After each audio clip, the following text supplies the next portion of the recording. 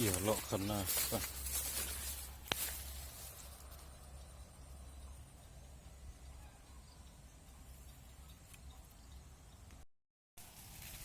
มา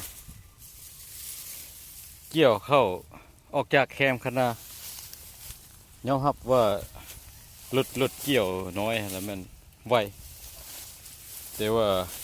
เราต้องได้เกี่ยวออกจากแคมคันหน้าเลยเกี่ยวออกห่างประมาณนี้แหละเกี่ยวออกแล้วเราสิเกี่ยวไปแบบสบายเลยเพราะว่า เวลาหลุดเกี่ยวเข้าออกเนาะแล้วมันสิตกมาแบบนี้มันสิตกมาเปะกับคันหน้าแบบนี้เราก็ต้องได้เกี่ยวออกอันนี้แม่นเทคนิคหนึ่งก่อนสิเราเอารถลงมาเกี่ยวแล้วยังมีอีกขึ้นไปเราต้องได้ปรับรอบความไวของเครื่องตัดนั่นแหละปรับมักซิบไว้ เดี๋ยวสิขึ้นไปถ่ายให้เบิ่งว่าวิธีปรับไปปรับสายสู่ของเครื่องตัดหญ้าแต่เลิกๆนี่เขาก็ต้องได้เกี่ยวออกแบบนี้กันเนาะถ้าเขาเกี่ยวเลยนี่มันสิจำข้างหน้าพูดเป็นคือเข้าตรงนี้ข้างหน้ามันสิจำข้างหน้ามันสิเปื้อเขาต้องได้เกี่ยวมันสิเปื้อข้างหน้าเลยให้มันยุ่งเวลาเขาเกี่ยว อันนี้ถือว่าเกี่ยวประมาณเม็ดหนึ่งฮ้อนวะ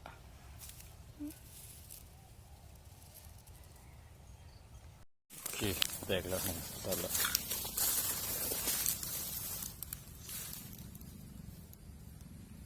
ให้นี่ยังบัวสุกครับมันเลยสิเกี่ยวมันยังเขียวอยู่ยังสุกบุครับ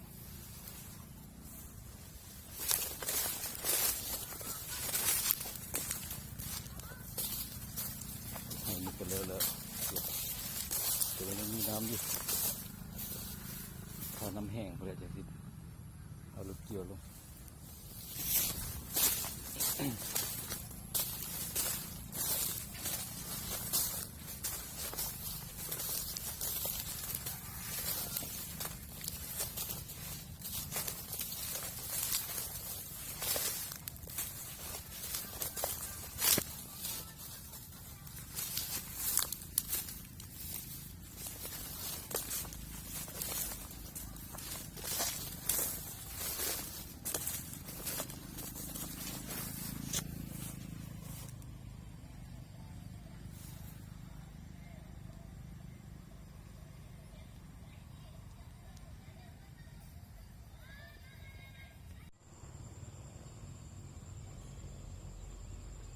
ขำแล้ว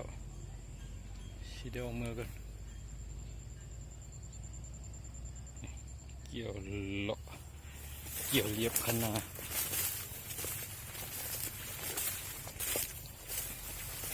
ได้3ให้นี่อีก4ให้มันเกี่ยวเรียบอันนี้แหละ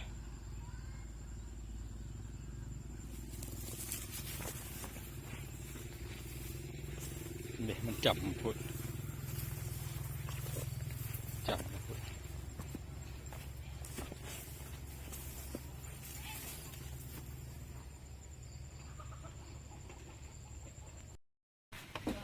เด็ก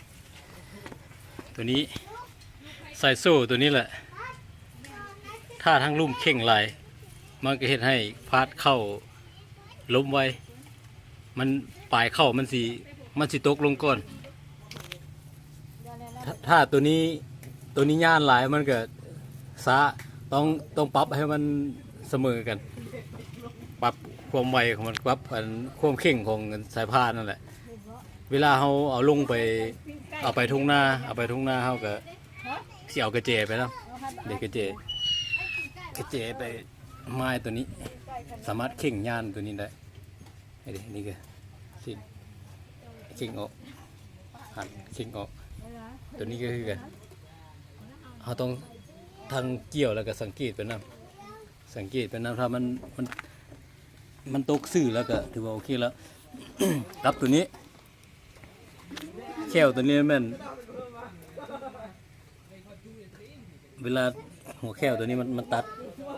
แควตัวนี้ตัดเนาะตัดแล้วตัวนี้มันสีเห็นหน้าที่ปั้นเข้าออกตกมาทางนี้ดูทางนี้